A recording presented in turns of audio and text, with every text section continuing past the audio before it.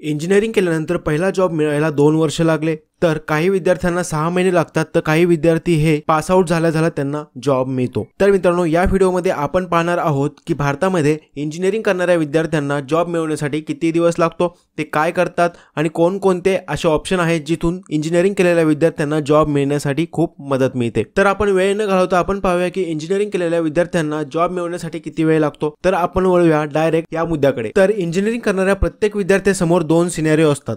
एक म्हणजे त्यांना कॉलेज थ्रू प्लेसमेंट मिळालेली असते, किंवा ज्या विद्यार्थ्यांना कॉलेज थ्रू प्लेसमेंट मिळाली नाही त्यांचा स्ट्रगल तर वेगळाच असतो। तर मित्रांनो, ज्या विद्यार्थ्यांना कॉलेज थ्रू प्लेसमेंट मिळालेली असते त्यांना कॉलेज संपल्यानंतर काही दिवसानंतर म्हणजेच काही महिन्यानंतर कंपनीद्वारे कॉल केला जातो आणि त्यांना जॉब दिला जातो। परंतु ज्या विद्यार्थ्यांना प्लेसमेंट मिळालेली नसती त्यांच्यासाठी ही गोष्ट थोडीशी अवघड असते। त्यांना जॉब मिळवण्यासाठी थोडेसे जास्त स्ट्रगल करावे लागतात। ते स्ट्रगल कशा प्रकारे असते याच विषयी आपण आता बोलूया। तर जेव्हाही इंजिनिअरिंग पास आउट झालेला विद्यार्थी जॉब शोधायला जातो तर तो ॲज अ फ्रेशर जॉब शोधत असतो। एक गोष्ट इथे खूप इम्पॉर्टंट आहे, ती म्हणजे कोणत्याही कंपनीला ॲज अ फ्रेशर म्हणजे फ्रेशर्स लोकांना हायर करायला ते थोडंसं पसंत करत नाहीत। याचं कारण असं असतं की जर ते फ्रेशरला हायर करतात तर फ्रेशर्सला कसल्याही प्रकारचा कामाचा अनुभव नसतो। त्यामुळे फ्रेशर्सला पहिले सर्वात अगोदर ट्रेनिंग द्यावी लागते। ट्रेनिंग दिल्यानंतर त्यांना प्रोजेक्ट एक्सप्लेन करावा लागतो, त्यानंतरच त्यांना त्या प्रोजेक्टमध्ये टास्क दिले जातात। परंतु या उलट जर आपण पाहिलं, अनुभव असलेल्या व्यक्तींना जर ते कामावर हायर करतात तर पहिल्या दिवसापासूनच अनुभव असलेला व्यक्ती हा काम सुरू करतो। त्यामुळे फ्रेशर्स व्यक्तींना हायर करण्यासाठी कंपनीत जास्त पसंती दाखवत नाहीत। परंतु भारतामध्ये अशा काही भरपूर कंपन्या पाहायला मिळतील ज्या फ्रेशर्सला सुद्धा हायर करतात। दरवर्षी त्या कंपनीमध्ये 20,000-30,000 फ्रेशर्स हायर केले जातात। तेच जर आपण पाहिलं सॉफ्टवेअर इंडस्ट्रीमध्ये तर TCS सारखी कंपनी, इन्फोसिस सारखी कंपनी दरवर्षी 20-30,000 फ्रेशर्सला जॉब देते। परंतु प्रत्येक कंपनी फ्रेशर्सला जॉब देते असं नाही। खूप साऱ्या छोट्या कंपन्या ज्या असतात, मिड लेवल कंपन्या ज्या असतात, त्या फ्रेशरला खूप कमी अपॉर्च्युनिटी देतात। त्यामुळे फ्रेशर्सला तिथे सुद्धा जॉब कमी मिळतात।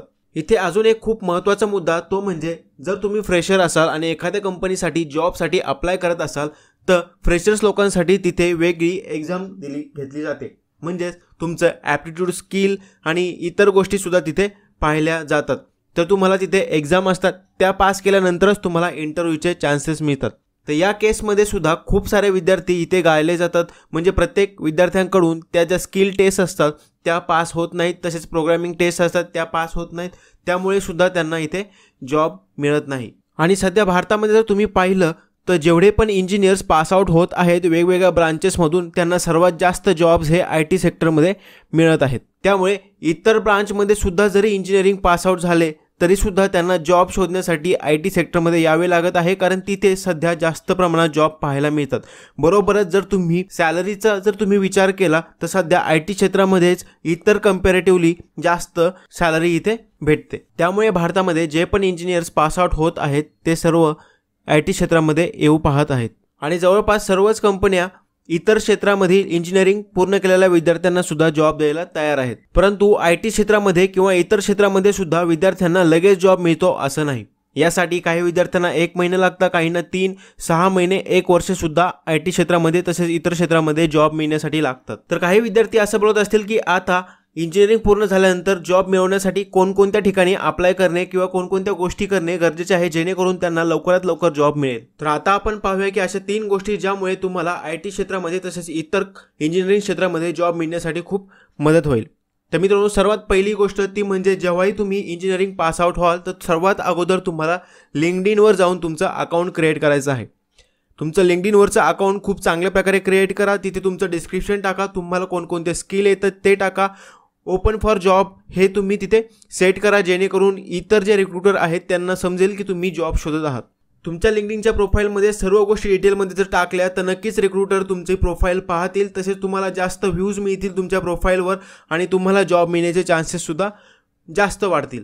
तसेच लिंक्डइनवर जॉब नावाचा सेक्शन असतो ज्यामध्ये तुम्हाला तुमच्या क्षेत्रा रिलेटेड जॉब तिथे पाहायला मिळतील आणि तिथे तुम्ही त्या जॉबसाठी अप्लाय सुद्धा करू शकतात। बरोबरच तुम्ही लिंक्डइनवर जे पण कनेक्शन क्रिएट कराल त्या कनेक्शन बरोबर तुम्ही त्यांना विचारू शकता की त्यांच्या कंपनीमध्ये जॉब आहेत का, यामुळे सुद्धा तुम्हाला जॉब मिळण्यासाठी मदत होईल। तर मित्रांनो, जॉब मिळवण्यासाठी दुसरी जी गोष्ट करायची आहे ती म्हणजे तुम्हाला naukri.com या वेबसाईटवर जाऊन तुम्हाला तुमचं अकाउंट सेटअप करायचं आहे। बरोबरच मित्रांनो, नोकरीवर तुम्ही अकाउंट सेटअप केल्यानंतर तुमची प्रोफाईल नोकरीवरची ही 100% पूर्ण करणे गरजेचे आहे. जर तुम्ही तुमची प्रोफाईल 100% पूर्ण कराल, तुमच्या प्रोफाईलमध्ये चांगलं डिस्क्रिप्शन टाकाल, तुमचा एक्सपिरियन्स, तुम्हाला कोणकोणत्या टेक्नॉलॉजी येतात, तुम्ही कशावर काम करू शकतात, ह्या सर्व गोष्टी जर तुम्ही तिथे चांगल्या प्रकारे एक्सप्लेन केल्या तर तुम्हाला जॉब मिळण्याचे चान्सेस जास्त आहेत. बरोबरच मित्रांनो, तुम्ही जो पण CV रेझ्युमे क्रिएट कराल तो तुमचा ATS फ्रेंडली असणे गरजेचे आहे.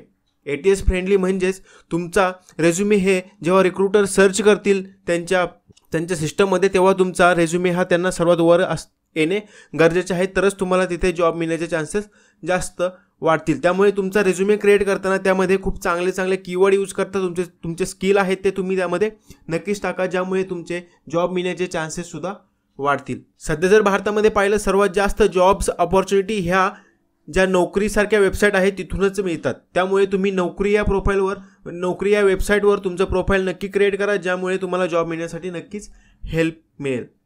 तर मित्रांनो, तिसरी जी गोष्ट तुम्हाला ती करायची आहे ती म्हणजे तुम्हाला तुमच्या ज्या क्षेत्रामध्ये तुम्ही जॉब शोधत आहेत त्या क्षेत्रामध्ये ज्या पण कंपनीज आहेत त्या कंपनीजच्या तुम्हाला करिअर पेजवर जायचं आहे.